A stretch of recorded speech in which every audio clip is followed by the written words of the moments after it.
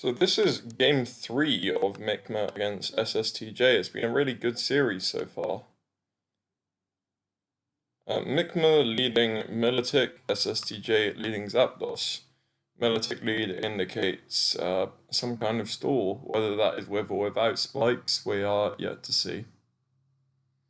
And Zapdos lead, I've touched on already, could mean some kind of offense that wants to capitalize on Baton Pass. But it also doesn't rule out other team archetypes at all. So Militic's just going to get out, not want any of Zapdos early on, and goes to Blissey as Sstj makes a nice move and Baton passes to Breloom. Now Breloom is obviously threatening sleep, threatening fighting moves. All in all, it's a really, really good Pokemon at matching up against these types of defensive teams with Militic and Blissey. Because it can really, really threaten, because sleep is just so strong. Mikmer leaving Blissey in to take a Spore, and risking Sky Uppercut, which I believe is a roll from that range to kill on Max Adamant. So I don't necessarily love that as a stay-in. You often see in DPP Swampert staying in on Breloom to tank sleep like that. But that tends to be after it's press Stealth Rock, or alternatively, Swampert actually has not Natural Cure, so it's actually tanking the sleep. But this Blissey gets cured, so it doesn't even activate Sleep Clause, so I don't love that Blissey stay-in.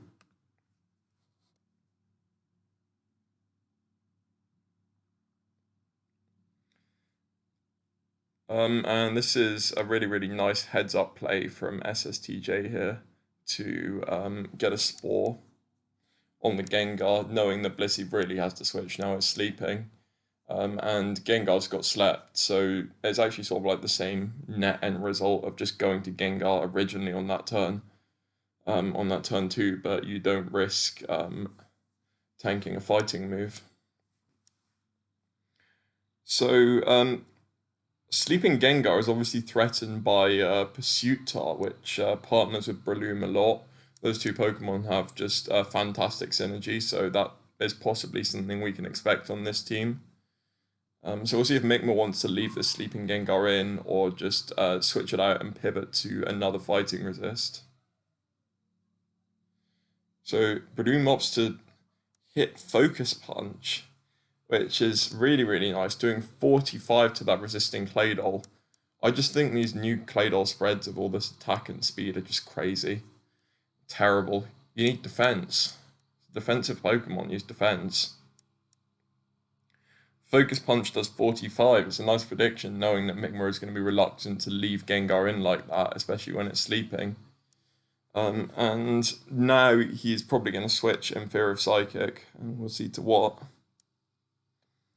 There is Swampert, and Psychic on a crit does 49, which suggests to me that Swampert is relatively offensive. We've seen quite a few offensive Swamperts in this series. They seem to be favouring this kind of pressure. I don't know if this is going to be that good of a matchup for offensive Swampert, because there is Militic there, and there seems to be something else to deal with it. Mikmer instead opts to go to Scarm instead of Militic, and Sstj makes a nice double to Zapdos, which would of course catch Militic anyway, which was sort of like the Swampert switch in that he might have expected, but it also gets the Scarm pretty nicely. Scum protects to Scout, and Zapdos Baton passes. Protect is actually something you can safely press there. I never love doing that Protect when I'm not absolutely sure that there's not Magneton. But I think after seeing Zapdos, Breloom, and offensive Swampert that Magneton isn't going to be there. So that Protect's fine. And Sstj goes to Gengar, which is the other thing that just beats Scarm. He may want to try and status the Scarm. Obviously, this Gengar's not going to have a sleep move because Breloom has Spore. but what it might have is Will-o'-the-Wisp, and it could also indeed just Thunderbolt, get Skarm low, pressure it for Swampert. Yeah, it chooses to burn the Skarm as it stays in and gets a layer. I don't know why that layer is not showing in this replay, which is strange. So this is a nice heads-up play there. Knowing Blissy's going to come in, Sstj gets a good double into Breloom and forces this Gengar back in, tanks go uppercut. And of course, once again, there's this sort of question of, is there going to be Pursuit, or can Mikmer leave the sleeping Gengar in like that? And he might have to at some stage. And Breloom pulls the trigger on a Focus Punch, which catches a Dugtrio switch in. That is a really, really, really lovely play by Sstj. So Mikmer with this Dugtrio play is trying to do one of two things. One is to catch Breloom potentially using HP Ghost as its last move to threaten Gengar by itself, or alternatively to blind catch a Pursuit Tar and bring the Pursuit Tar down in order to give Gengar and Claydol a much easier time. And Sstj sees through this, he sees he's going to switch again and pull the trigger for a beautiful Focus Punch on Dugtrio, which is lovely.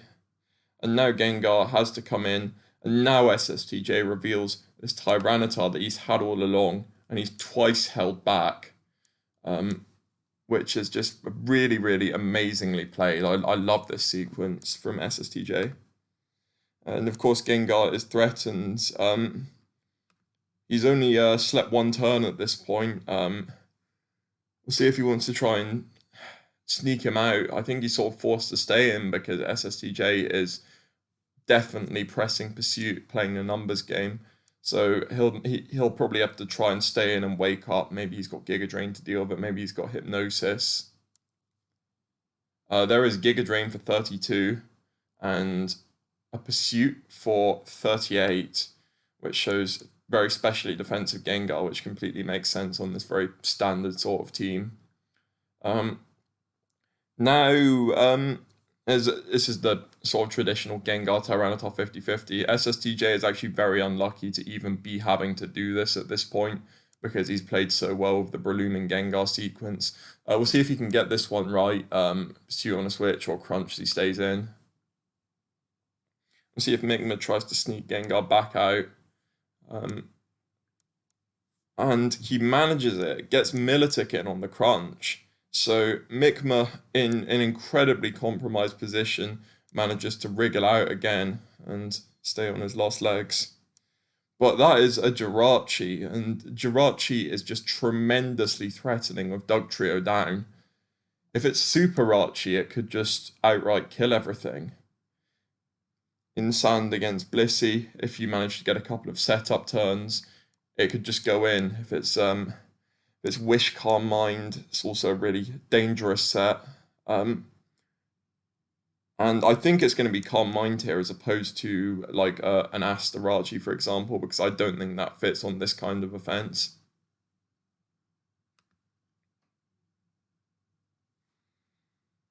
So what will Jirachi do? Mikmer goes to Skarm, not Bliss, trying to blow it out. And I don't think this is going to work well. There's going to be Fire Punch or Thunderbolt. The Skarm's about to get hit.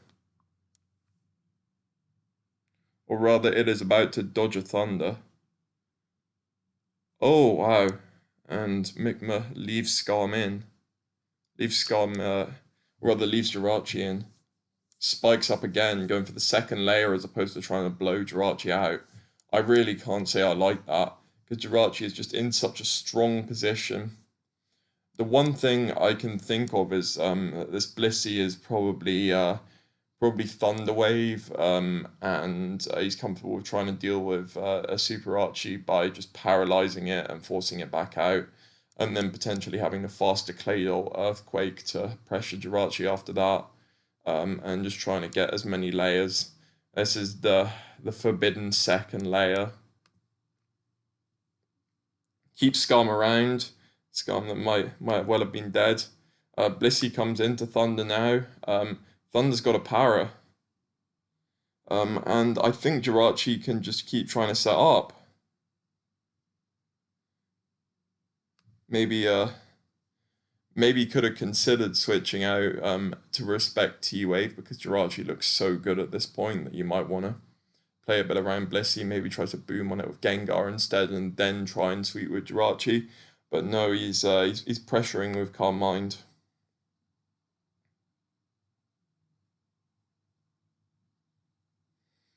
Third Calm Mind comes in.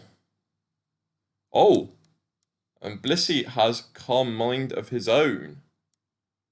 So, could Jirachi go for the jugular here? Could Jirachi try and sweep everything? Well, it depends on whether this is psychic or not.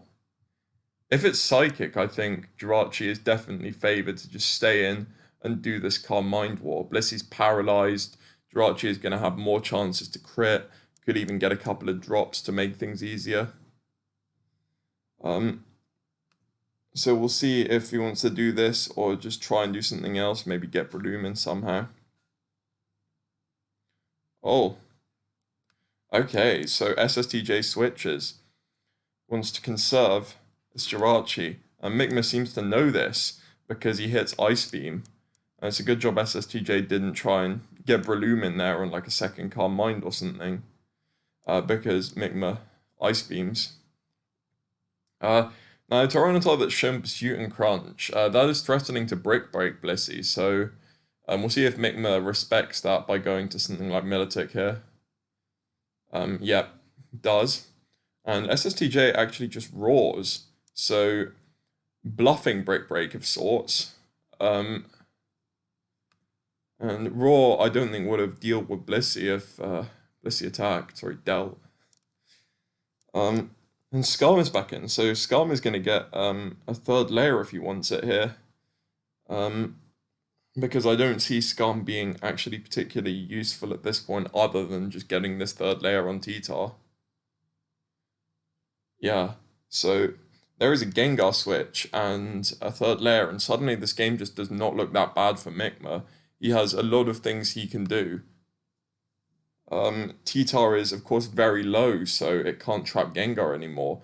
So Gengar is looking really, really dangerous, especially if it can do something like burning Jirachi and putting it on a timer. It depends if he lets it get slept by Breloom again, though. That's also something to consider. So... At this point, Mikmer just gives up the Skarm. It's sort of had its use. It's got 3 layers, and at this point, it's just going to be set up bait. Jirachi comes back in. So yeah, Mikmer wants to respond. Probably Blissey. Yeah, there's Blissey. He's going to try and set up again, and Sstj is going to sack off T-Tar.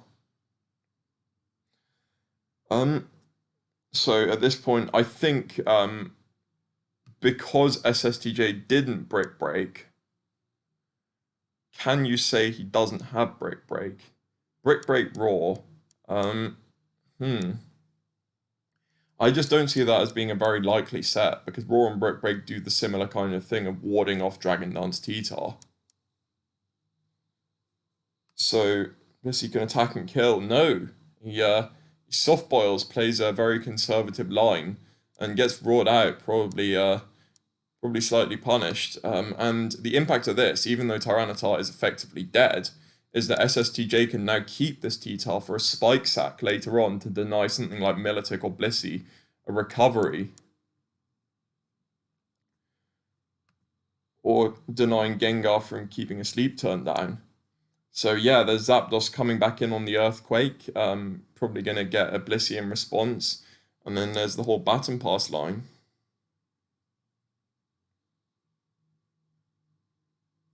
Yep, Zapdos Baton passes. And Breloom is back in again. Nothing's asleep. Something is going to have to take sleep. Is that something going to be Gengar? I think it will be, because Tyranitar is this low at this point. So Gengar can afford to take a couple of turns of sleep. and it's very likely that this Breloom's last is Mach Punch as opposed to anything else, because Mach Punch would make a lot of sense with Pursuit Tyranitar, the sequence of Mach Punch on Dugtrio as it revenges. As it kills Breloom with Aerial Ace, then Tyranitar can counter trap with Pursuit on the Aerial Ace lock Dugtrio. Mach Punch Breloom, Pursuit Tyranitar. It's a synergy you typically see a lot of, works really nice offensively for dealing with these Gengar Dugtrio type of teams. So it's likely to say that Breloom isn't going to have the ghost coverage to deal with Gengar, so Sstj is probably going to be forced to switch to something here. Maybe his own Gengar? Yeah. Gengar comes in to threaten. Now, at this point, it's going to come down to one of two things. Either Gengar is going to explode on Blissey, or there is going to be this Jirachi Blissey Calm Mind War that might have to happen. Which, at this point, if Jirachi indeed doesn't have Psychic, you would probably favour Blissey. Even if Jirachi loses the Calm Mind War, there's follow-ups potential from Breloom and Swampert. Of course, Swampert is still sort of walled by Milotic. And there is Blissey, and that is Ice Punch, trying to catch maybe a Claydol pivot. Blissey's frozen, so Sstj is not under any pressure to try and explode on it. And Mikmer makes a nice pivot to Claydol on the Thunderbolt. So Claydol is sort of healthy. It's possible that Sstj will use his Spike Sack on this particular turn, because Tyranitar is there, and you might want to get something else in safely on it, maybe the Swampert, for example. No, it just goes to Zapdos, chooses to absorb a Psychic. 22 really is nothing at all. I like that Zapdos play. It keeps the Spike Sack intact. Blissey's back in on the Zapdos, and Sstj makes another nice move with the Baton Pass. Swampert, sure, yeah.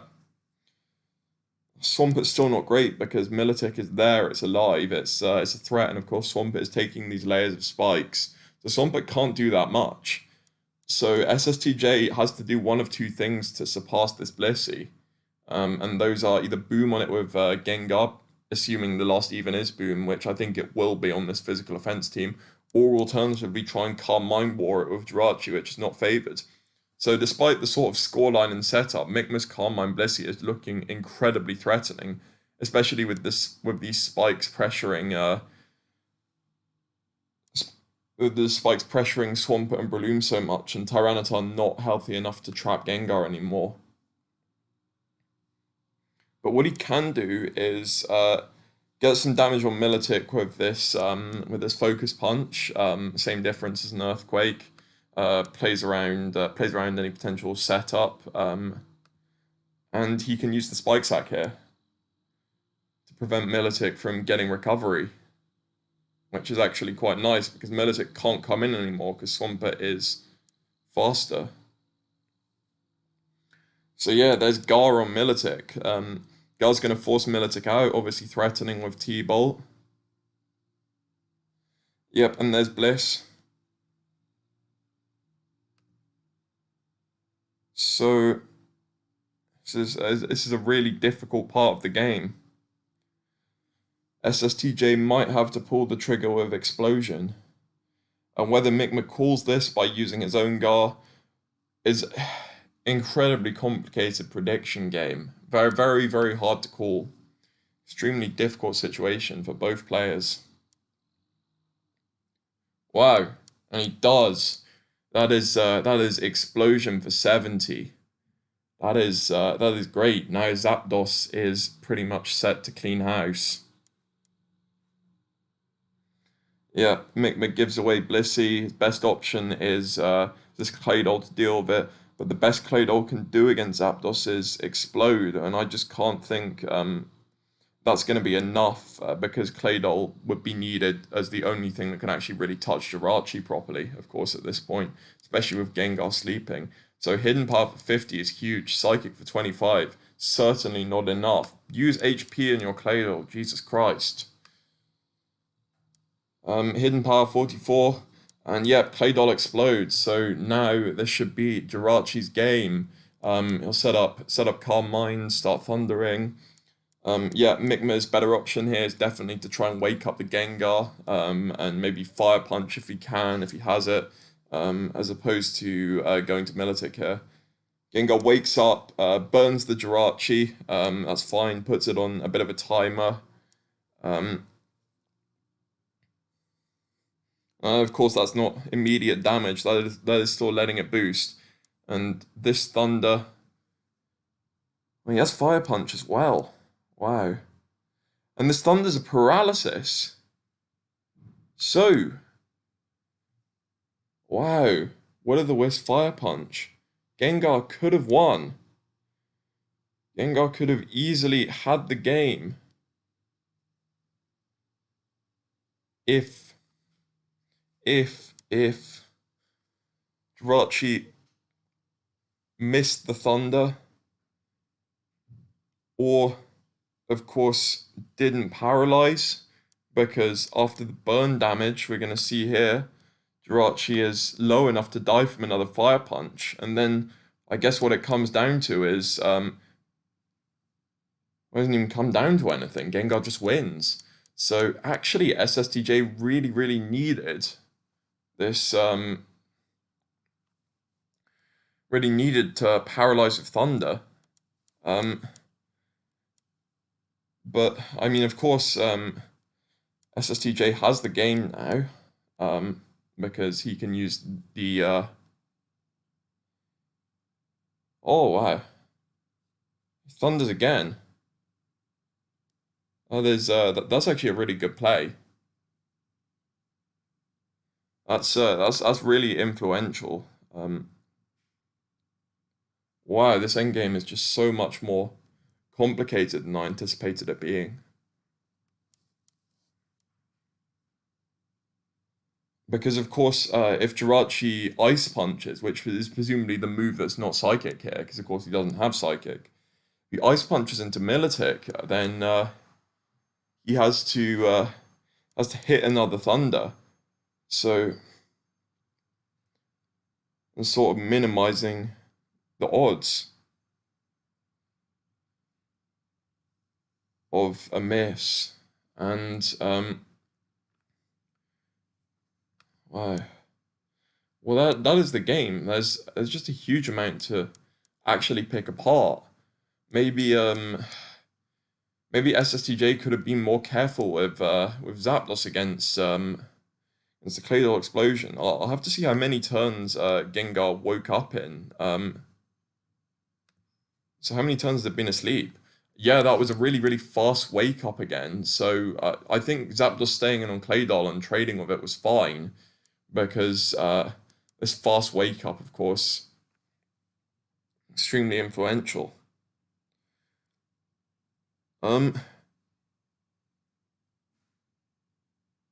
Or maybe Mikmer made a mistake as well by not fire punching twice with the Gengar.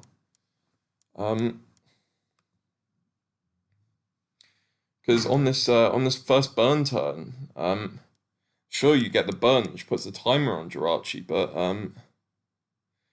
fire punch to a +1.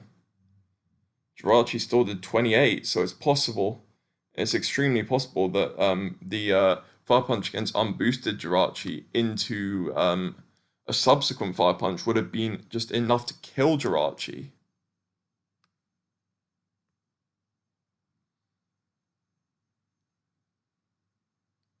So, yeah, there's just a huge amount to pick apart. And this game was just so much closer than I thought it would be. In terms of what either player could have done better, I think possibly Sstj could have, after the first Gengar wake up, instead of letting Tyranitar get weakened by Blissey so much, could have given away, could have sacrificed Swampert instead, because Swampert wasn't super useful. and then really tried to push the envelope with trying to sleep Gengar, and at that point still having a Tyranitar that's just about healthy enough to pursue. Yeah, no, this is such a complex endgame. Would have been made a lot more simple if Jirachi had Psychic, of course, but I understand why Ice Punch is there. Of course, Celebi something to consider when you don't have a dog trio to deal with it. Um, but yeah, this was just a really, really fantastic series. I enjoyed narrating it a lot. There's a lot to pick apart, and of course, I actually really like to hear your opinions. Because when you listen to this, I may say something wrong because I do this all in one take. Okay, yeah, this was a good series. Great job, Sstj. You did some really good stuff. I love the Breloom plays early on in this game. I like the way he played the game 2 end game.